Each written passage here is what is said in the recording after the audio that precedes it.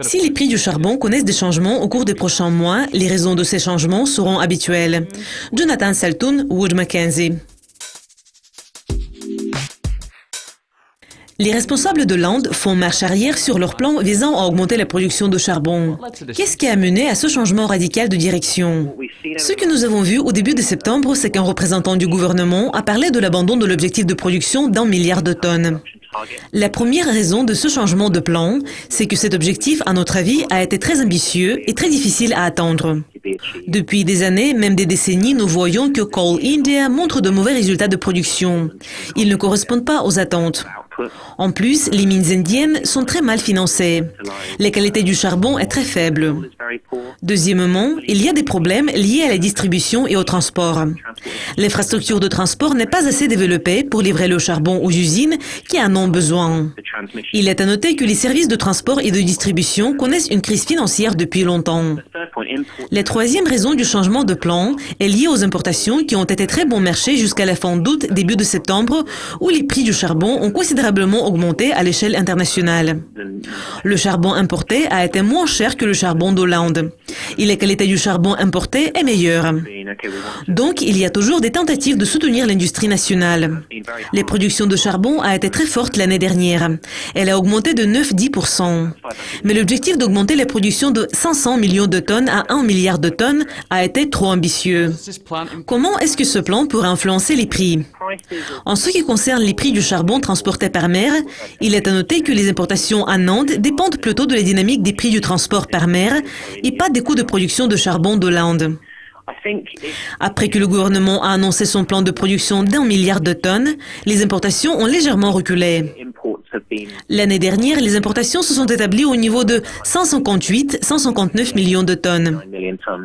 Cette année, elles vont reculer de 6-7-8 millions de tonnes. Pour le moment, le gouvernement n'a pas revu à la baisse son objectif de production. Et si nous voyons une légère baisse de production, il y aura tout de suite une hausse de 20, 30, 40 millions de tonnes de charbon sur le marché des importations de l'Inde. Il est à noter que les prix sont fortement influencés par ce qui se passe en Chine cette année. L'Inde est restée à l'arrière-plan depuis que les prix ont commencé à augmenter au mois de mai. Donc, ce qui aurait un impact important sur les prix, ce sont des changements en Chine. Quels sont les autres événements clés qui pourraient mener au changement des prix du charbon au cours des prochains mois? Ce qui est actuellement au centre de l'attention de tout le monde, c'est la ratification des documents de la conférence sur le changement climatique, la COP21 à Paris, qui a eu lieu en décembre de l'année dernière.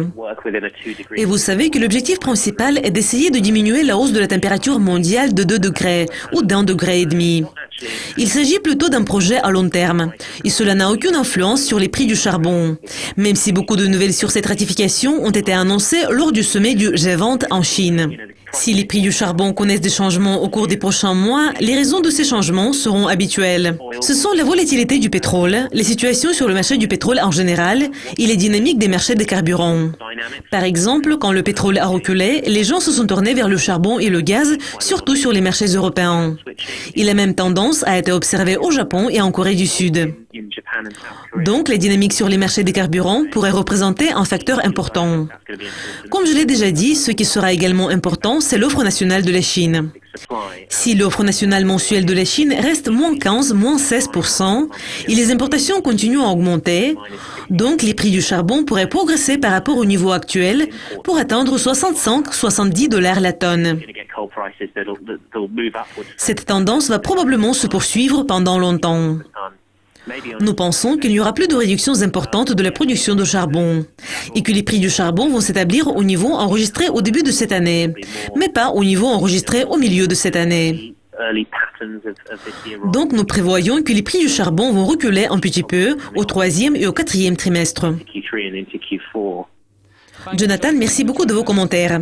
Cela conclut le coin des matières premières, mais restez à l'écoute de Lucascopy TV pour découvrir plus de nouvelles. Au revoir.